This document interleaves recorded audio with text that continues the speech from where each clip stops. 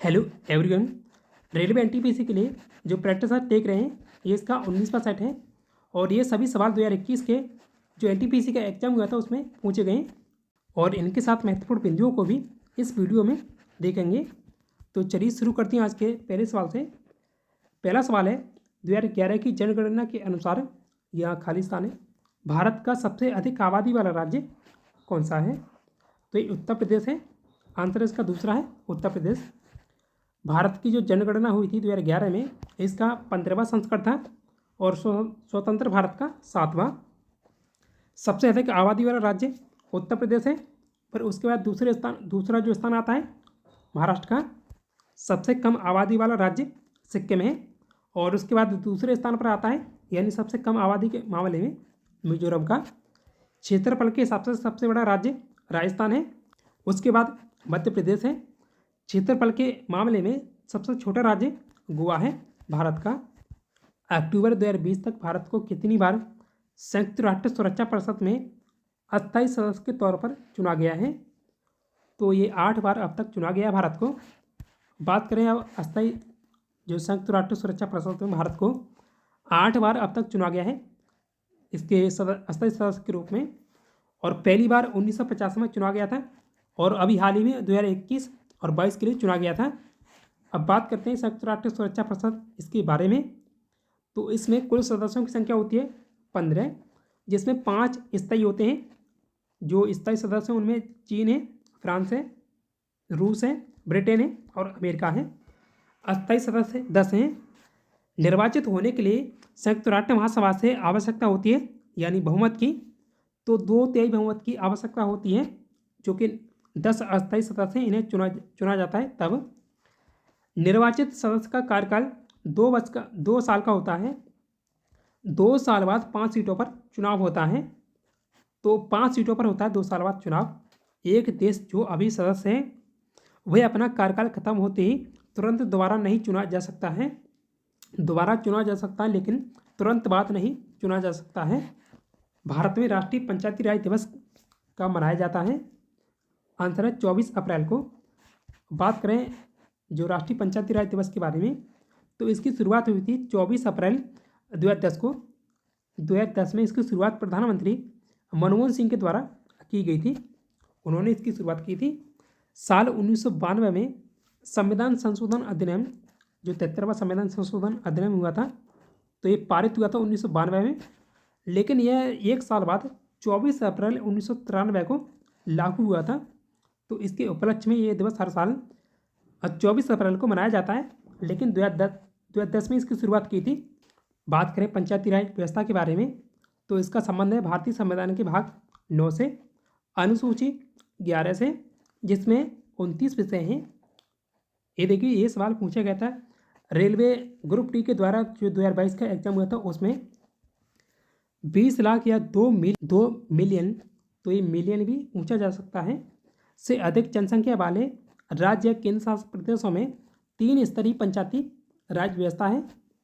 जो 3 स्तर है उसमें गांव स्तर पर ग्राम पंचायत, ब्लॉक स्तर पर पंचायत समिति या ब्लॉक समिति, जिला स्तर पर जिला पंचायत होती है या जिला परिषद होती है। 20 लाख या 2 मिलियन से कम जनसंख्या वाले राज्य या केंद्र शासित प्रदेश हैं, उनमें 2 स्तरीय पंचायती राज व्यवस्था लागू है। जो 2 स्तर हैं उनमें ग्राम स्तर पर ग्राम पंचायत है और जिला स्तर पर जिला पंचायत है, यानी जिला परिषद। जो बीच वाली ब्लॉक परिषद, ब्लॉक समिति, वो नहीं है। इसमें कार्यकाल इसका 5 वर्ष होता है। और पंचायती राज व्यवस्था की शुरुआत हुई थी 2 अक्टूबर 1959 को नागौर, राजस्थान से। महात्मा गांधी जी की जन्म तिथि पर इसकी शुरुआत की गई थी 2 अक्टूबर को। भारत ने अपने पहले परमाणु बम का परीक्षण कब किया था? तो आंसर इसका 1974 में। 1974 में भारत ने अपना पहला परमाणु परीक्षण किया था। बात करें भारत के पहले परमाणु परीक्षण के बारे में, तो ये स्थान कहाँ था? पोखरण, राजस्थान में। तिथि थी 18 मई 1974। इसे कोड नाम दिया गया था स्माइलिंग बुद्धा। जबकि संयुक्त राज्य अमेरिका की सैन्य खुफिया जानकारी के अनुसार इस ऑपरेशन को हैप्पी कृष्णा नाम दिया गया था। बम का निर्माण भारत में भाभा परमाणु अनुसंधान केंद्र यानी बार्क के वैज्ञानिकों ने किया था, जिसकी अध्यक्ष कौन थे? तो इसके अध्यक्ष थे राजा रमन्ना। बात करें कुछ और महत्वपूर्ण पॉइंट हैं इनके बारे में, तो परमाणु बम का जनक कहा जाता है जे रॉबर्ट ओपेनहाइमर को, और इनके ऊपर एक फिल्म भी बनी है और उसे पिछली बार शायद ऑस्कर अवार्ड भी मिला था। ओपेनहाइमर मूवी है उसे। तो ये अमेरिका के वैज्ञानिक थे। भारत में परमाणु बम का जनक कहा जाता है होमी जहांगीर भाभा को, और परमाणु भौतिकी का जनक कहा जाता है अर्नेस्ट रदरफोर्ड को, जो ब्रिटिश वैज्ञानिक थे। दुनिया का पहला परमाणु परीक्षण अमेरिका के न्यू मैक्सिको में किया गया था जुलाई 1945 को ये परीक्षण, तो जुलाई 1945 में ये परीक्षण हुआ था। भारतीय राष्ट्रीय कांग्रेस के पहले मुस्लिम अध्यक्ष कौन थे? तो यह पहले मुस्लिम अध्यक्ष पूछे गए हैं, ये बदरुद्दीन तैयब जी थे। आंसर इसका पहला है बदरुद्दीन तैयब। बात करें भारतीय राष्ट्रीय कांग्रेस के बारे में, तो कांग्रेस की स्थापना हुई थी 28 दिसंबर 1885 को। ये डेट पूछी जाती है। संस्थापक कौन है? वैसे सारे पॉइंट ही पूछे जाते हैं यहाँ से। संस्थापक हैं ए ओ ह्यूम या एलन एक्टिव ह्यूम। पहला अधिवेशन बॉम्बे में आयोजित किया गया था 28 दिसंबर 1885 को। गोकुल दास तेजपाल संस्कृत कॉलेज में अधिवेशन हुआ था। देखिए ये जो अधिवेशन है पहले पूना में आयोजित किया जाना था, जो अब पूना है, तो पुणे में आयोजित किया जाना था, लेकिन हैजा के प्रकोप के कारण इसे बॉम्बे स्थानांतरित किया गया, तो पूना को पुणे कहा जाता है अब। कांग्रेस के पहले अध्यक्ष थे WC बनर्जी या बमेश चंद्र बनर्जी, तो वहाँ पहले मुस्लिम अध्यक्ष पूछे गए थे, यहाँ पहले अध्यक्ष ये हैं।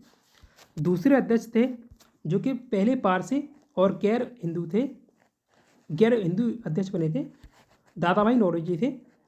दूसरा अधिवेशन हुआ था 1886 में कलकत्ता में, वहाँ वे इसके अध्यक्ष बने थे। और इसके तीसरे अध्यक्ष थे बदरुद्दीन तैयब जी। 1887 में मद्रास में अधिवेशन हुआ था, लेकिन ये पहले मुस्लिम अध्यक्ष बने थे। तो ये काफ़ी पॉइंट पूछे जाते हैं यहाँ से, सारे महत्वपूर्ण पॉइंट मैं आपके लिए लेकर आता हूँ। और चौथा अध्यक्ष बना, जो इसके चौथा अध्यक्ष बना था, लेकिन वो पहला अंग्रेज था, जॉर्ज ह्यूल, जो कि अधिवेशन हुआ था 1888 में इलाहाबाद में। पहली महिला अध्यक्ष कांग्रेस की एनी बेसेंट थी, 1917 में कलकत्ता में बनी थी, कलकत्ता में अधिवेशन हुआ था, लेकिन वे भारतीय मूल की नहीं थी, वे आयरलैंड की मूल निवासी थी एनी बेसेंट। और भारत की पहली भारतीय महिला अध्यक्ष बनी थी कांग्रेस की, तो वे सरोजिनी नायडू थी।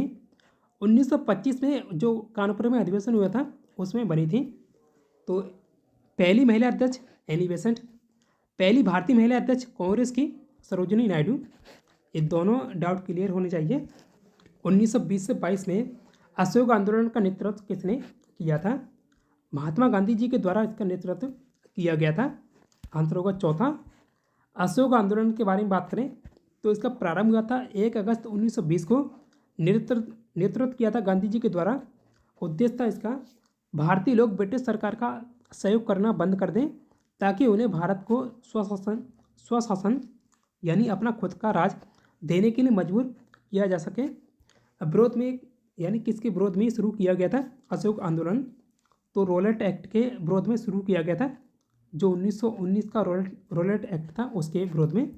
रॉलेट एक्ट कानून ने भारतीयों के अधिकार छीन लिए और बिना मुकदमे के जेल भेजने का रास्ता खोल दिया था।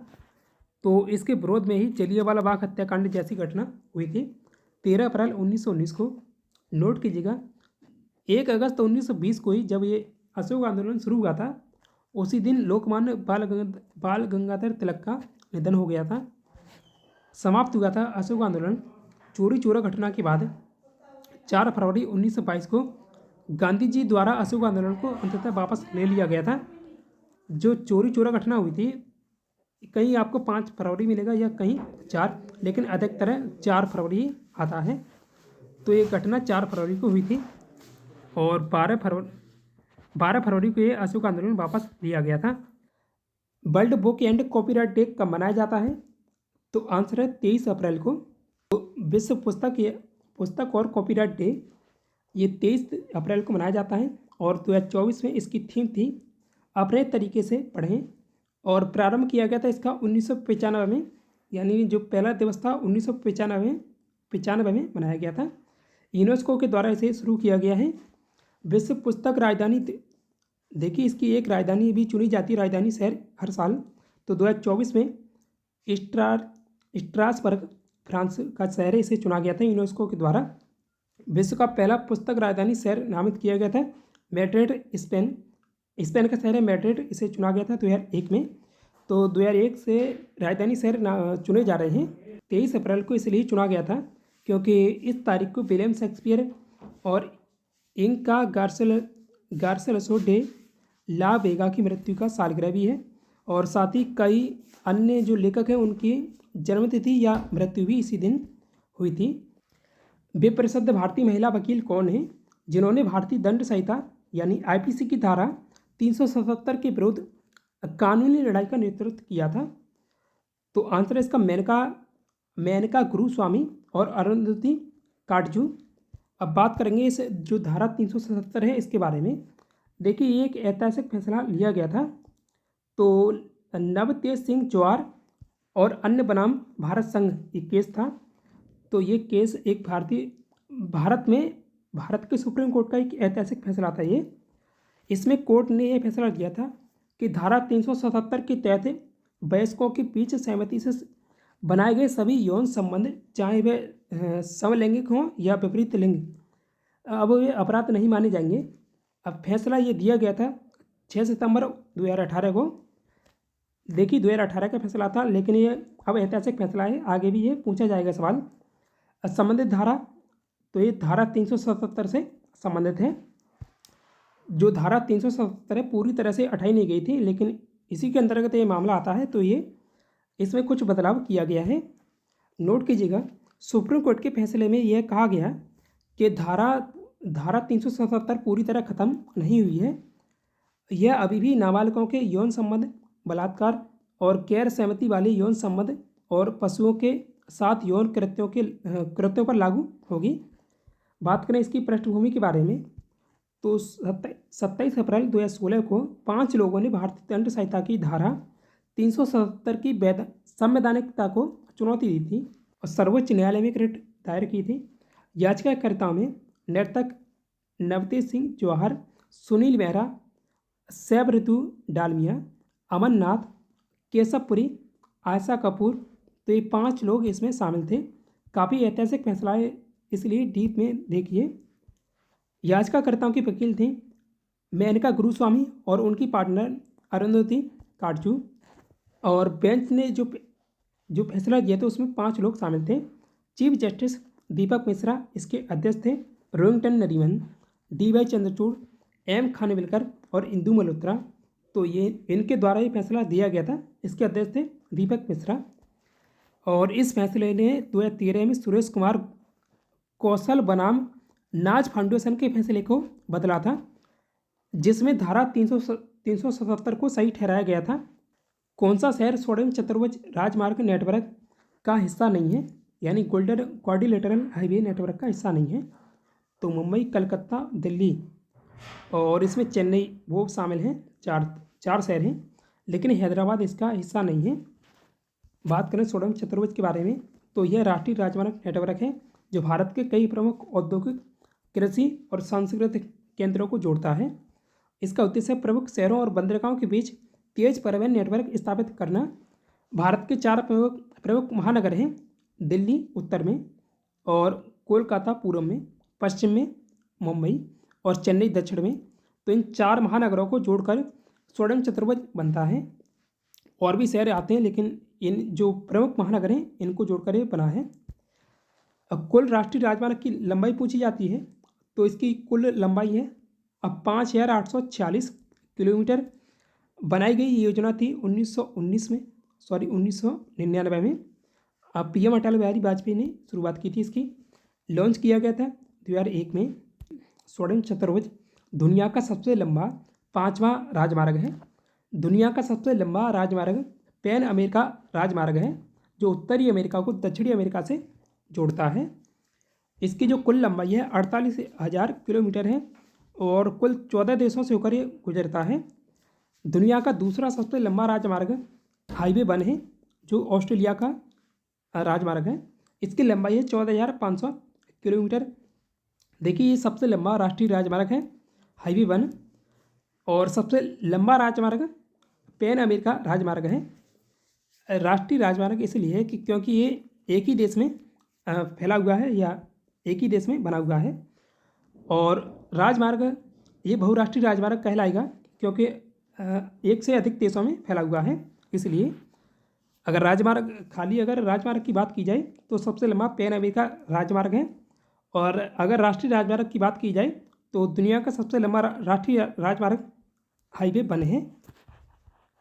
रोलेट एक्ट में रोलेट एक्ट किस सन में पारित किया गया था? आंसर है 1919 में पारित हुआ था। अब बात करें रोलेट एक्ट के बारे में तो इसे जो इसका उपनाम है उसे ब्लैक एक्ट या काला कानून भी कहा जाता है। इसे पारित हुआ था 18 मार्च 1919 को, लागू हुआ था 21 मार्च 1919 को। तो पारित 18 मार्च को और लागू 21 मार्च को, निरस्त हुआ था मार्च 1922 को। और इसके साथ प्रेस एक्ट और 22 अन्य कानून भी समाप्त हुए थे 1922 में। और इसका उद्देश्य भारत में बढ़ते राष्ट्रीय आंदोलन को रोकना था। और इस एक्ट के तहत पुलिस को बिना किसी ठोस कारण के किसी भी भारतीय व्यक्ति को गिरफ्तार करने की छूट दी गई थी। इसके तहत इसका एक्ट का नाम रखा गया था रोलेट एक्ट समिति के अध्यक्ष सर सिडनी रोलेट के नाम पर रखा गया था। इस कानून के तहत आतंकवादी गतिविधियों में शामिल ब्रिटिश भारत में रहने वाले किसी भी व्यक्ति को 2 साल, तो इसमें 2 साल तक सजा का प्रावधान दिया गया था। तो यहाँ से ये पॉइंट पूछा जाता है 2 साल तक बिना सुनवाई के जेल में रखा जा सकता था। विरोध में गिरफ्तारी, तो इसके विरोध में गिरफ्तारी हुई थी सत्यपाल और सैफुद्दीन किचलू, इन दोनों की 10 अप्रैल को कांग्रेस के नेता 10 अप्रैल को हुई थी 1919 में तक। और इन दोनों को गुप्त रूप से धर्मशाला ले जाया गया था। परिणाम स्वरूप जलियांवाला बाग हत्याकांड हुआ था 13 अप्रैल 1919 को। Brigadier general Reginald Edward Dyer के द्वारा आदेश दिया गया था। उसके आदेश पर ये जलियांवाला बाग हत्याकांड हुआ था, तो उसने उन पर गोली चलवा दी रेजिनाल्ड एडवर्ड डायर ने। 1920 के मानव विकास सूचकांक के अनुसार कौन सा देश दुनिया में पहले स्थान पर है? तो तब नॉर्वे था, लेकिन ये अब बदल गया है। वर्तमान में बात करें संयुक्त राष्ट्र मानव विकास सूचकांक 2022 का है, लेकिन 2024 में प्रकाशित हुआ है। तो अब स्विट्जरलैंड पहले स्थान पर है, नॉर्वे दूसरे पर है, और इसमें भारत की रैंक 134 है। और मानव विकास सूचकांक के बारे में बात करें, कुछ महत्वपूर्ण बातें हैं। इसे विकसित किया था पहली बार पाकिस्तानी अर्थशास्त्री महबूब उल हक ने 1990 में। ये जो दोनों पॉइंट यहाँ से पूछे गए हैं, NTPC 2021 में ये सवाल पूछे गए थे कि पहली बार इसे किसने विकसित किया था, और एक ये पूछा गया था किस सन में पहली बार विकसित किया गया था, तो 1990 में। और इसके 3 मुख्य मापदंड शामिल हैं इसमें: जीवन प्रत्याशा, शिक्षा और जीवन स्तर यानी यह आय। इनमें से कौन सा देश 2023 में एशिया कप फुटबॉल टूर्नामेंट की मेज़बानी करेगा? देखिए चीन इसकी मेज़बानी करने वाला था, लेकिन अब इसकी मेज़बानी पहले इसका आयोजन चीन में ही होना था, लेकिन किसी कारणवश से इसका आयोजन वहाँ चीन में नहीं हुआ है, ये कतर में इसका आयोजन किया गया था। और ये पुरुषों का एशियाई कप है फुटबॉल, महिलाओं को भी होता है, लेकिन ये पुरुषों का है। तो इसकी मेज़बानी इस बार 2023 में कतर ने की थी। पहले चीन में होना था, लेकिन अब कतर ने इसकी मेज़बानी की है। इसका संस्करण था 18वां। संबंधित खेल है फुटबॉल से। वर्तमान में चैंपियन कौन है? तो कतर ही इसका मेज़बान था और कतर ने ये खिताब जीता है। कतर ने खिताब दूसरी बार जीता है। रनरअप कौन रहा है? तो जॉर्डन इसमें उपविजेता रहा था। सर्वाधिक बार चैंपियन कौन है? तो अब तक जापान ने 4 बार खिताब जीता है। आयोजन होता है इसका 4 साल बाद। कुल टीमों की संख्या भी 24 है। और नोट की जगह जो अगला AFC एशिया कप होना है उसका आयोजन होगा सऊदी अरब में। महात्मा गांधी ने लॉर्ड इरविन को लिखे अपने पत्र में कितनी मांगें की थी, जिसमें कुछ को गांधी इरविन समझौते के रूप में स्वीकार किया गया था? कुल मांगें तो 11 थीं, लेकिन इनमें से कुछ को स्वीकार किया गया था, कुछ को नहीं। तो आंसर इसका चौथा है, कुल 11 मांगें थीं। अब बात करें गांधी इरविन समझौते के बारे में, तो ये गांधी जी और वायसराय लॉर्ड इरविन के बीच हुआ था। तिथि, तो ये तिथि पूछी जाती है, 5 मार्च 1931 को हुआ था। द्वितीय गोलमेज सम्मेलन से पहले स्थान लंदन में हुआ था ये समझौता। इस समझौते में दोनों पक्षों ने कुछ शर्तें मानी थीं। गांधी जी ने सविनय अवज्ञा आंदोलन जैसे नमक सत्याग्रह को रोकने का वादा किया, और बदले में ब्रिटिश सरकार ने राजनीतिक कैदियों यानी 90,000 से अधिक कैदी थे को रिहा करने और भारतीयों को नमक बनाने के अधिकार देने का भरोसा दिया था। इसके बदले में देखिए 11 मांग ये थी, सेना में व्यय 50% की कटौती, सिविल सेवा के वेतन में 50% कटौती, पूर्ण शराबबंदी की बात कही गई थी, और राजनीतिक बंदियों की रिहाई। तो इनमें से ये मांगे तो मान ली गई थी।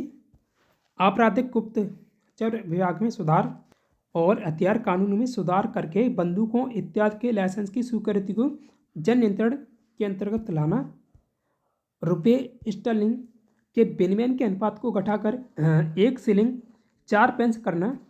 8वां था कपड़ा उद्योग को संरक्षण प्रदान करना। 9वां तटीय नौवाहनों को भारतीयों के लिए आरक्षित करना। 10वां भू राजस्व में 50% की कटौती की मांग की गई थी। नमक कर और नमक पर सरकारी अधिकार को समाप्ति, ये 11 मांगे थी। 2018 में जकार्ता में आयोजित हुए एशियाई खेलों में किस देश ने प्रथम स्थान प्राप्त किया था? तो चीन के द्वारा तब पहला स्थान प्राप्त किया गया था। अब बात करें जो 2022 के एशियाई खेल हुए उनके बारे में, तो इनका ये 19वां संस्करण था। शुभंकर था, 3 रोबोट का एक समूह था जिनके नाम थे चेन चेन, कांग कोंग और लियान लायन। मेजबानी होंगजू चाइना ने की है इस बार, और 23 सितंबर से 8 अक्टूबर 2023 तक इसका आयोजन किया गया था। संस्करण ये 22 का था, लेकिन 2023 में इसका आयोजन हुआ है। जो अगली मेजबानी करेगा जापान करेगा 2026 में। तो ये एची और नगोया जापान के 2 शहरों में आयोजित किया जाएगा। अब बात करें एशियाई खेलों में जो पदक तालिका में प्रथम स्थान पर इस बार भी चीन का है, तो चीन इस बार पहले स्थान पर है। इसने गोल्ड पदक जीते हैं 201। दूसरे स्थान पर है जापान ने गोल्ड जीते हैं 52, और भारत का स्थान है इस बार चौथा, और कुल 107 पदक जीते हैं भारत ने। गोल्ड 28 जीते हैं इसमें 107वें। पर्यावरण और वन के संदर्भ में WCCB का पूर्ण रूप क्या है? तो इसका आंसर है wild life crime control bureau. तो पहला ऑप्शन सही है। बात करें WCCB के बारे में, यानी wild life crime control bureau, तो इसका सिद्धांत है सीमा पार पर्यावरण अपराध से लड़ना।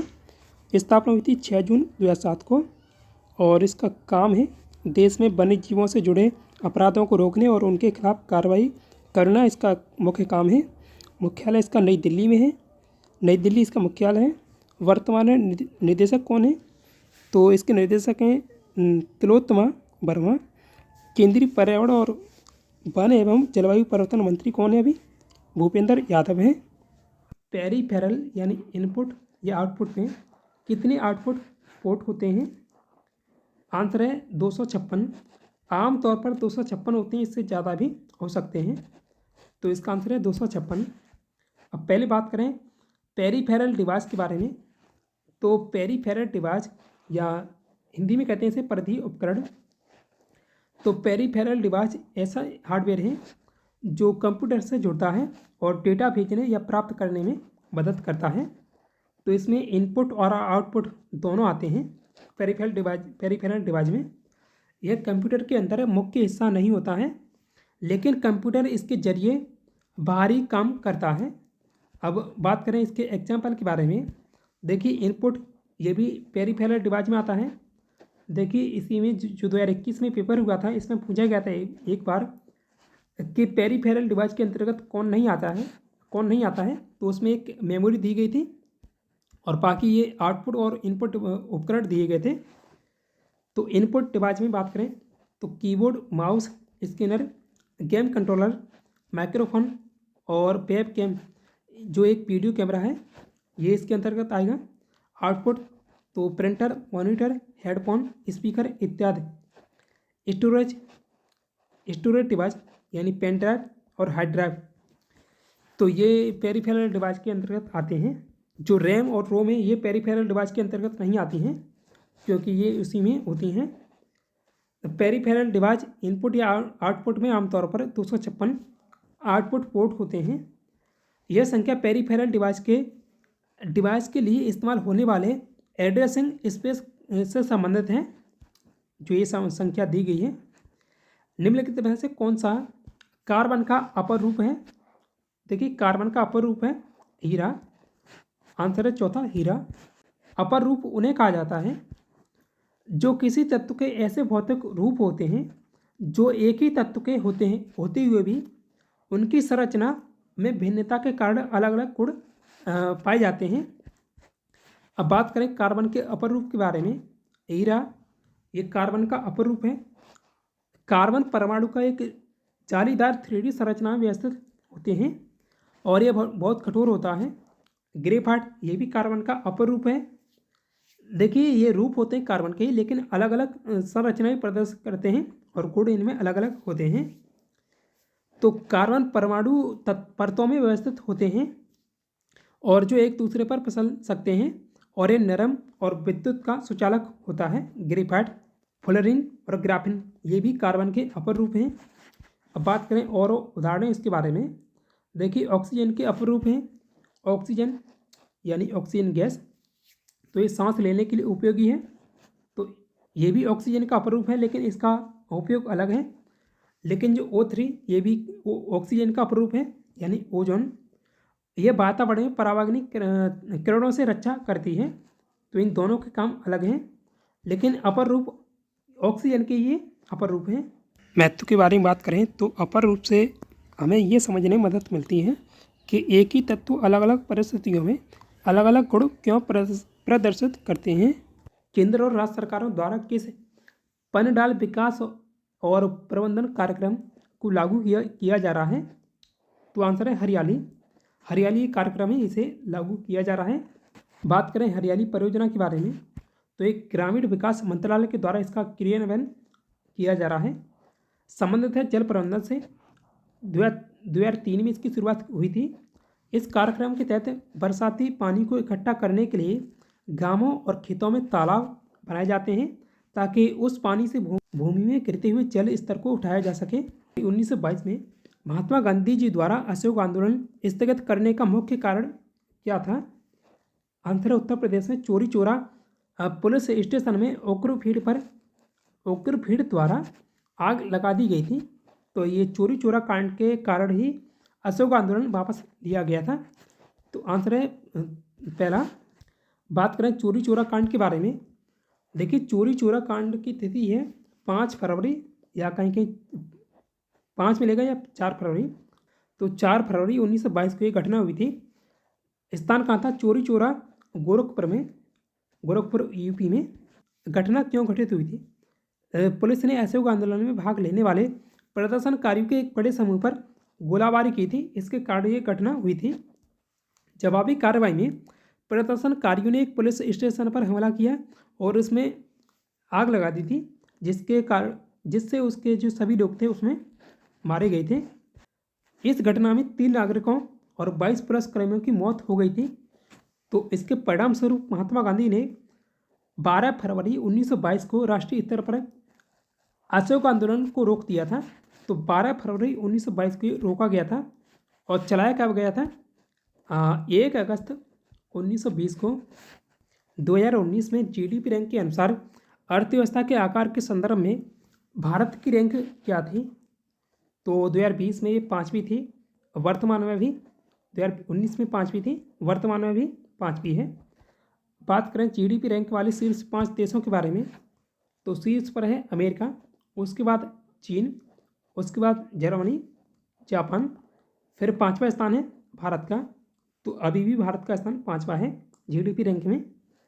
प्रति व्यक्ति आय वाले शीर्ष देशों की बात करें इनके बारे में तो ये करंट की रिपोर्ट है अभी की। लक्जमबर्ग पहले स्थान पर है प्रति व्यक्ति आय में, दूसरे पर आइलैंड है, तीसरे पर सिंगापुर है। भारत का स्थान 142वां है। खिलाफत आंदोलन का नेतृत्व किसने किया था? शौकत अली और मोहम्मद अली, इनके द्वारा किया गया था। आंसर है पहला, शौकत अली और मोहम्मद अली। बात करें खिलाफत आंदोलन के बारे में तो ये 1919 से लेकर 1922 के बीच चला था। यह आंदोलन ब्रिटिश भारत में भारतीय मुसलमानों द्वारा चलाया गया एक राजनीतिक अभियान था और इसका उद्देश्य ये था कि ओटोमन साम्राज्य, जो एक तुर्की का साम्राज्य था, के खलीफा यानी मुस्लिम धर्मगुरु को उसके अधिकारों और सम्मान को बनाए रखने के लिए चलाया गया था। यानी उसके जो ओटोमन साम्राज्य का खलीफा था उसके सहयोग के लिए चलाया गया था भारतीय मुसलमानों के द्वारा। आंदोलन का नेतृत्व शौकत अली और मौलाना मोहम्मद अली जौहर, तो इन दोनों भाइयों को अली बंधु भी कहा जाता है। इन दोनों ने इसका नेतृत्व किया था और इसमें अन्य मुस्लिम नेता भी शामिल थे। हकीम अजमल खान और अबुल कलाम आज़ाद आदि इसमें नेता शामिल थे। महात्मा गांधी ने खिलाफत आंदोलन का समर्थन किया क्योंकि यह ब्रिटिश साम्राज्य के विरोध का हिस्सा था। इस समय गांधी जी ने असहयोग आंदोलन, जो कि 1 अगस्त 1920 को चला था, की शुरुआत की थी। यह आंदोलन 1922 में उस समय खत्म हुआ या समाप्त हुआ जब असहयोग आंदोलन भी समाप्त हो गया था। खिलाफत दिवस मनाया गया था, तो ये डेट पूछी गई थी और दिवस भी पूछा गया था। 17 अक्टूबर 1919 को खिलाफत दिवस मनाया गया था। द्वितीय विश्व युद्ध से प्रभावित देशों में बच्चों और माताओं को आपातकालीन भोजन और स्वास्थ्य देखभाल प्रदान करने के लिए संयुक्त राष्ट्र द्वारा कौन सी एजेंसी बनाई गई है? आंसर है इसका पहला, यूनिसेफ है। बात करें यूनिसेफ के बारे में, देखिए यूनिसेफ का फुल फॉर्म पूछा जाता है, तो इसका फुल फॉर्म है United Nations International children's emergency fund. ये एक फंड का प्रकार है यूनिसेफ। और हिंदी में बात करें संयुक्त राष्ट्र अंतर्राष्ट्रीय बाल आपातकालीन कोष। यूनिसेफ को संयुक्त राष्ट्र बाल कोष नाम दिया गया था 1953 में, तो 1953 में इसका नाम बदला गया था, लेकिन अभी भी यूनिसेफ के नाम से इसे जाना जाता है। संस्थापक कौन है इसके? तो लुडविग राज चमन है। स्थापना हुई थी 11 दिसंबर 1946 को। सारे पॉइंट पूछे जाते हैं, मैं आपको बार बार बता रहा हूँ। तो मुख्यालय इसका कहाँ है? न्यूयॉर्क, संयुक्त राज्य अमेरिका में। यूनिसेफ के पहले कार्यकारी निदेशक कौन थे? तो मॉरिस पैट अमेरिका देश से थे, ये थे। संयुक्त राष्ट्र की विशेष एजेंसी है यूनिसेफ, जो संयुक्त राष्ट्र की 15 विशेष एजेंसी उनमें से ये भी एक है। दुनिया भर में बच्चों को मानवीय और विकासात्मक सहयोग प्रदान करने के लिए जिम्मेदार है।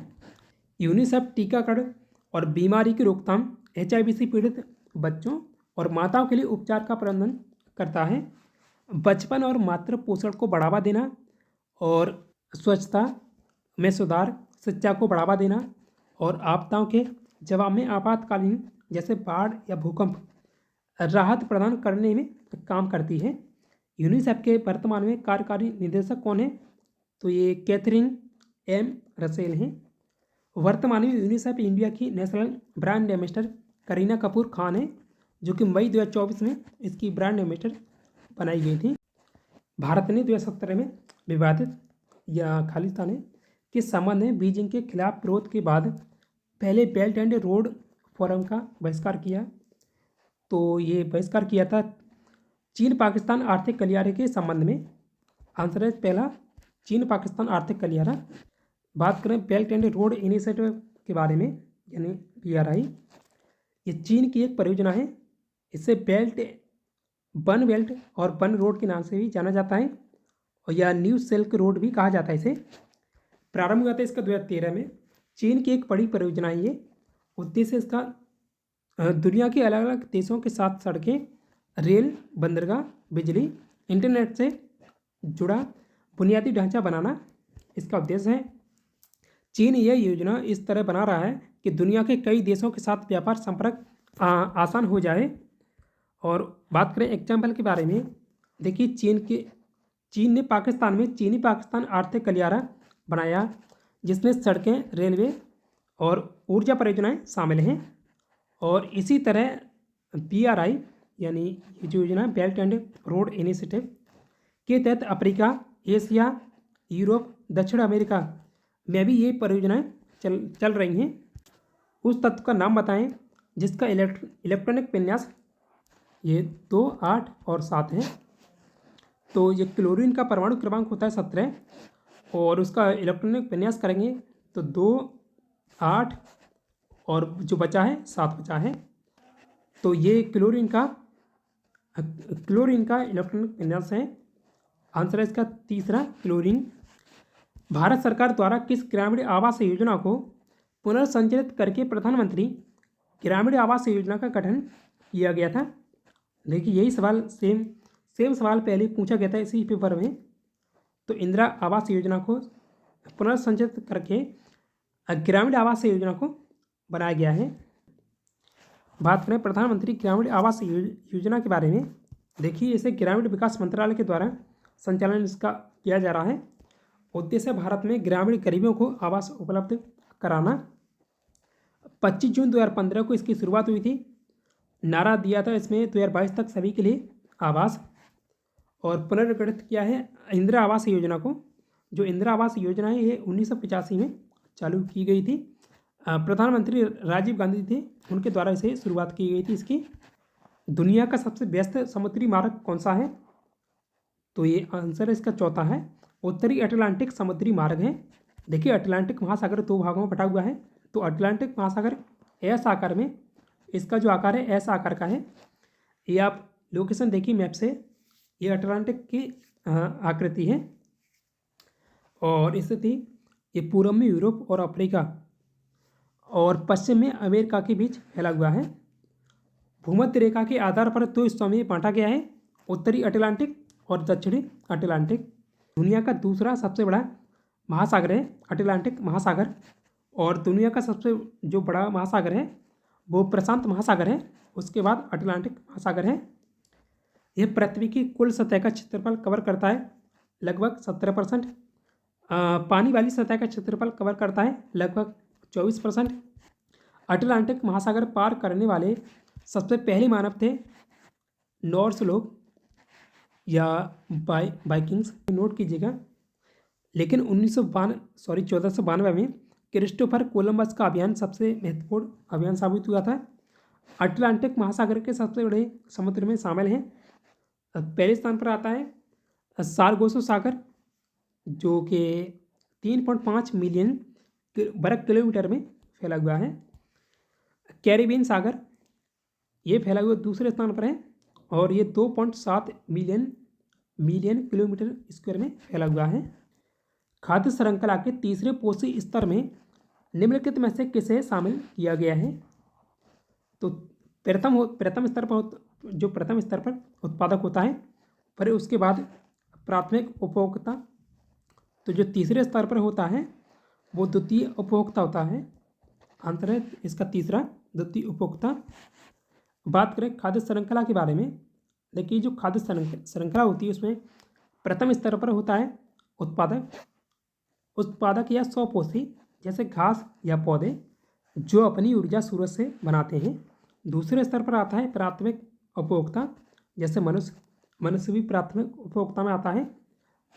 हिरण, खरगोश यानी जो घास खाते हैं, यानी जो पौधों से अपनी ऊर्जा प्राप्त करते हैं या भोजन प्राप्त करते हैं, तो प्राथमिक उपभोक्ता में आते हैं।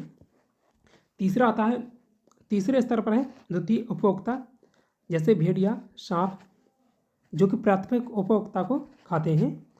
चौथे स्तर पर आता है जो कि शीर्ष उपभोक्ता है, शेर, बाज जो द्वितीय उपभोक्ता को खाते हैं। तो ये शीर्ष उपभोक्ता है। अभी श्रृंखला यहाँ दी गई है, यहाँ से समझिए। प्रथम पर आएगा घास, दूसरे पर खरगोश, तीसरे पर सांप, चौथे पर बाज, और बाज यहाँ पर शीर्ष उपभोक्ता है। 2018 में 11वां विश्व हिंदी सम्मेलन कहाँ आयोजित किया गया था? मॉरिशस में इसका आयोजन हुआ था। बात करें जो अभी हुआ है उसके बारे में, विश्व हिंदी सम्मेलन इसकी शुरुआत हुई थी नागपुर से। प्रथम विश्व हिंदी सम्मेलन हुआ था नागपुर में 1975 में। ये जो सम्मेलन है प्रत्येक 3 साल बाद आयोजित किया जाता है। 12वां सम्मेलन हुआ था 2023 में। तो ये फिजी में फिजी के जो नाड़ी शहर है उसमें आयोजित किया गया था, फिजी में। भारत का प्रतिनिधित्व किया था 2023 में विदेश मंत्री एस जयशंकर, इनके द्वारा इसका प्रतिनिधित्व किया गया था। और 2023 का इसमें विषय है हिंदी पारंपरिक ज्ञान से कर्तव्य बुद्धिमत्ता तक। 12वां विश्व हिंदी सम्मान दिया गया है डॉक्टर उषा ठाकुर को। ये 2023 का सम्मान है, लेकिन उन्हें 2024 में मिला है क्योंकि वे किसी कारणवश वहाँ पर शामिल नहीं हो पाई थी। तो 2024 में उन्हें एक समारोह में नेपाल की राजधानी काठमांडू में ये पुरस्कार दिया गया था 2024 में। नोट कीजिएगा, विश्व हिंदी दिवस हर साल 10 जनवरी को मनाया जाता है। धन आवेश आयन को क्या कहा जाता है? तो धन आवेश आयन को धन आयनी कहते हैं। आंसर है तीसरा, धन आयन। बात करें आयन के बारे में, देखिए आयन एक ऐसा कण या परमाणु या अणु होता है जिसके पास अतिरिक्त विद्युत आवेश होता है। इसका मतलब यह है कि इसमें इलेक्ट्रॉन और प्रोटॉन की संख्या बराबर नहीं होती है। अगर किसी कण में इलेक्ट्रॉन ज़्यादा होता है तो वे ऋणात्मक आवेश वाला आयन, नेगेटिव आयन बनता है। अगर किसी कण में प्रोटॉन ज़्यादा होता है तो धनात्मक आवेश वाला आयन बनता है, यानी पॉजिटिव आयन बनेगा। बात करें धन आयन के बारे में, तो ये इलेक्ट्रॉन नहीं, ये गलत है। देखिए यहाँ प्रोटॉनों की संख्या ज़्यादा होगी तो ये धनायन होगा। तो ये आयन धनात्मक आयन होता है। इसमें प्रोटॉन ज़्यादा होते हैं और इलेक्ट्रॉन कम होते हैं। और एक बात नोट कीजिएगा, जो आयन होते हैं उसमें इलेक्ट्रॉनों का स्थानांतरण होता है और प्रोटॉन स्थिर रहते हैं। तो केवल इलेक्ट्रॉन ही आदान प्रदान होते रहते हैं, यानी कोई प्राप्त करता है या कोई दान करता है। और जो प्रोटॉन है वो स्थिर रहते हैं। इसमें प्रोटॉन की संख्या ज़्यादा है तो धनायन है वो, और इलेक्ट्रॉन है कम। बात करें एग्जाम्पल के बारे में, तो पोटेशियम आयन, इसमें धनायन है, यानी ये एक इलेक्ट्रॉन किसी से ले नहीं रहा है, दे रहा है किसी को, तो इसमें धनायन है। बात करें ऋणायन के बारे में, तो ये ऋणात्मक आयन होता है। इसमें इलेक्ट्रॉन ज़्यादा होते हैं और प्रोटॉन की संख्या कम होती है। बात करें क्लोराइड आयन के बारे में, तो ये एक इलेक्ट्रॉन ग्रहण कर रहा है क्लोरीन, और OH यानी हाइड्रोक्साइड आयन, तो ये भी ग्रहण कर रहा है इलेक्ट्रॉनों को। तो इलेक्ट्रॉन इसमें ज़्यादा है, प्रोटॉन कम है, तो वो ऋणायन कहलाएगा। बात करें इसके निष्कर्ष के बारे में, K+ का मतलब है पोटेशियम आयन जिसमें एक इलेक्ट्रॉन की कमी है और ये धनात्मक रूप से आवेशित है। C- यानी क्लोराइड आयन, इसका मतलब है कि क्लोरीन का एक परमाणु जिसे सामान्य तौर पर Cl से दर्शाया जाता है ने एक अतिरिक्त इलेक्ट्रॉन प्राप्त किया है। और आसान भाषा में समझें, पोटेशियम या कैसे दर्शाया जाता है इसे, कि एक परमाणु में देखिए कोई तत्व हो तो उसमें इलेक्ट्रॉन और प्रोटॉन इन दोनों की संख्या बराबर रहती है। जब आयन की बात ना की जाए तो पोटेशियम में प्रोटॉनों की संख्या 19 है और यही इसकी जो परमाणु क्रमांक है वो प्रोटॉनों की संख्या को दर्शाता है, यानी इसका परमाणु क्रमांक भी 19 है। अगर इसमें प्रोटॉनों की संख्या 19 है तो परमाणु क्रमांक 19 है। तो 19 से इसमें प्रोटॉन है जो इसे धनात्मक बनाते हैं, 19 से इसमें इलेक्ट्रॉन है जो इसे ऋणात्मक बनाते हैं। इसलिए पोटेशियम का परमाणु विद्युत रूप से तटस्थ होता है। लेकिन जब पोटेशियम का एक परमाणु अपना इलेक्ट्रॉन खो देता है तो अब इसके पास 18 इलेक्ट्रॉन और 19 प्रोटॉन हो जाते हैं, क्योंकि प्रोटॉन धनात्मक ज़्यादा है और यह धनात्मक आयन बन जाता है।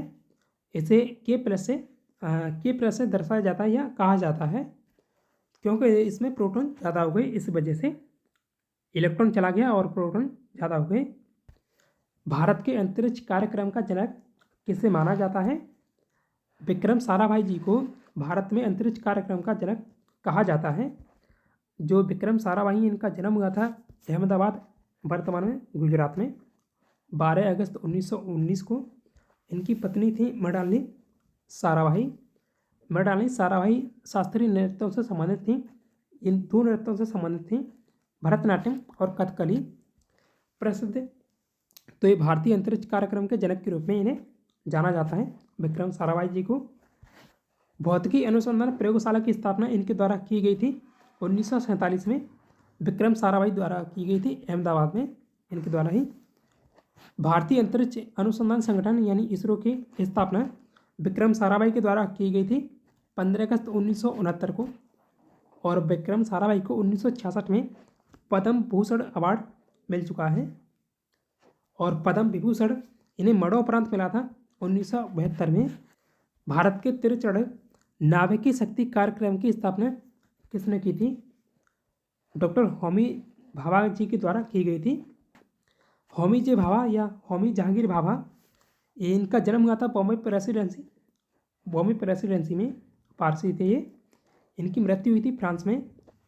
मृत्यु का कारण था एयर इंडिया विमान 101 दुर्घटनाग्रस्त हो गया था।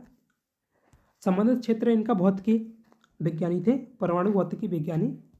व्यापक रूप से इन्हें भारतीय परमाणु कार्यक्रम का जनक कहा जाता है। परमाणु ऊर्जा आयोग के प्रथम अध्यक्ष बने थे होमी, भारत में होमी भाभा 1948 से लेकर 1966 तक ये रहे थे। इन्हें पद्म भूषण मिला है 1954 में। यह 4 पुरस्कारों को उल्लेख किया गया है, 3 किसी तरह समान है और एक जो है असंगत है। देखिए, पद्म भूषण और पद्मश्री ये भारत के नागरिक सम्मान हैं, लेकिन जो परमवीर चक्र है भारत का सर्वोच्च वीरता पुरस्कार है, तो ये इस वजह से अलग है। तो आंसर इसका तीसरा है परमवीर चक्र। भारत सरकार ने किस भारतीय मसाले के लिए अमेरिकी पेटेंट को चुनौती दी और उन्हें इसे रद्द करने के लिए मजबूर किया? तो आंसर है हल्दी। पुराना सवाल है लेकिन काफ़ी चर्चित रहा था, इस वजह से पूछा गया है।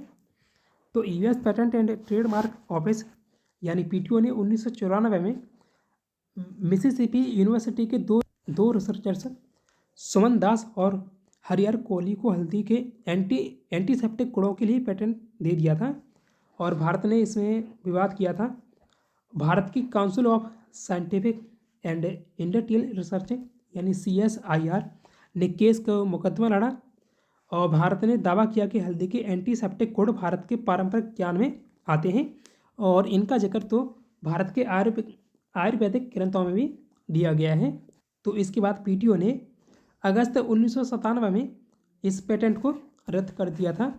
अगस्त 2019 तक प्राप्त जानकारी के अनुसार घरेलू और विदेशी पर्वतारोहियों के लिए हिमालय की कितनी चोटियाँ ट्रेकिंग के हेतु खुली हुई हैं? तो ये देखिए काफ़ी डीप सवाल पूछे गया है। तो 137 खुली हुई हैं। आंसर है इसका दूसरा 137। अगस्त 2019 तक भारत ने हिमालय की 137 पर्वत चोटियों को घरेलू और विदेशी पर्वतारोहियों के लिए ट्रैकिंग हेतु खोल दिया है। ये चोटियाँ शायद करंट का सवाल रहा होगा तब। ये चोटियाँ जम्मू कश्मीर, हिमाचल प्रदेश, उत्तराखंड और सिक्किम राज्यों में स्थित हैं। इनमें से उत्तराखंड में सबसे अधिक 51 चोटियाँ शामिल हैं। तो इनमें कुछ प्रमुख हैं: कंचनजंगा सिक्किम, माउंट त्रिशूल उत्तराखंड, माउंट नंदा घुंटी ये भी उत्तराखंड में है। श्वसन तंत्र से संबंधित विभिन्न रोग किस प्रकार के प्रदूषण के कारण होते हैं? तो मुख्यतः वायु प्रदूषण श्वसन से संबंधित है। बाकी रोग भी हो सकते हैं, लेकिन मुख्य रूप से जो श्वसन तंत्र से संबंधित है वो वायु प्रदूषण है। तो आंसर इसका पहला है। श्वसन तंत्र से संबंधित रोग हैं जैसे अस्थमा, फेफड़ों की बीमारी, ब्रोंकाइटिस, कैंसर और फेफड़ों का कैंसर या श्वसन तंत्र से जुड़ा कैंसर आदि मुख्य रूप से वायु प्रदूषण से होते हैं। वायु प्रदूषण के कारण ये हैं: फैक्ट्रियों और गाड़ियों से निकलने वाला धुआं, हवा में धूल, धुआं और छोटे कण, PM 2.5, PM 10, गैसें जैसे carbon dioxide, sulphur dioxide, nitrogen oxide, cigarette का धुआं और या जलती चीज़ों का धुआं। तो ये वायु प्रदूषण के कारणों में आते हैं। अन्य कारण हैं इसमें भूमि प्रदूषण, यह फसलों और खाद्य पदार्थों को दूषित करता है, लेकिन सीधा संबंध श्वसन तंत्र से नहीं है। हो सकता है लेकिन सीधा संबंध नहीं है। जल प्रदूषण, तो दूषित पानी पीने से पेट और त्वचा संबंधी बीमारियां होती हैं, लेकिन सीधा संबंध श्वास से नहीं है, श्वसन तंत्र पर कम असर करता है। ध्वनि प्रदूषण, तो इसका असर कान और दिमाग पर होता है, लेकिन श्वसन तंत्र पर कोई इसका सीधा प्रभाव नहीं है। भारत ने किस पंचवर्षीय योजना के दौरान मिश्रित अर्थव्यवस्था का विकल्प चुना था? देखिए, मिश्रित जो अर्थव्यवस्था है इसका विकल्प दूसरी पंचवर्षीय योजना में चुना गया था। आंसर है दूसरी। जो भारत की दूसरी पंचवर्षीय योजना, इसके बारे में बात करें तो इसका जो समय काल था 1956 से लेकर 1961 के बीच था। उच्च प्राथमिकता औद्योगिकीकरण और खनिजों को दी गई थी। ये पीसी महालनोबिस मॉडल पर आधारित थी। उद्देश्य था समाजवादी समाज की स्थापना। और ये सवाल एक बार पूछा गया, उसी में पूछा गया था 2021 का जो पेपर हुआ उसमें, कि CBT 2 हुआ था, उसमें पूछा गया था। तो राष्ट्रीय आय में वृद्धि का लक्ष्य रखा गया था 25% का।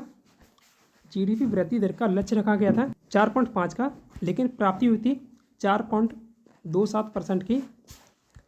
भारत की जो दूसरी पंचवर्षीय योजना है, मिश्रित अर्थव्यवस्था का विकल्प प्रथम पंचवर्षीय योजना में ही चुन लिया गया था, जो कि 1951 से 56 तक चली थी, लेकिन पूरी तरह से लागू इसे द्वितीय पंचवर्षीय योजना में किया गया था। इसलिए मिश्रित अर्थव्यवस्था सभी पंचवर्षीय योजना का हिस्सा रही है। नोट कीजिएगा, मिश्रित अर्थव्यवस्था ऐसी आर्थिक व्यवस्था है जिसमें निजी और सरकारी दोनों का योगदान होता है। भारत सरकार की निम्नलिखित में से कौन सी व्यवस्था भारत में प्रत्यक्ष विदेशी निवेश यानी FDI को आकर्षित करने के लिए नहीं है? तो भारत सरकार ने FDI प्रस्तावों के अनुमोदन तंत्र को सरल बनाया है।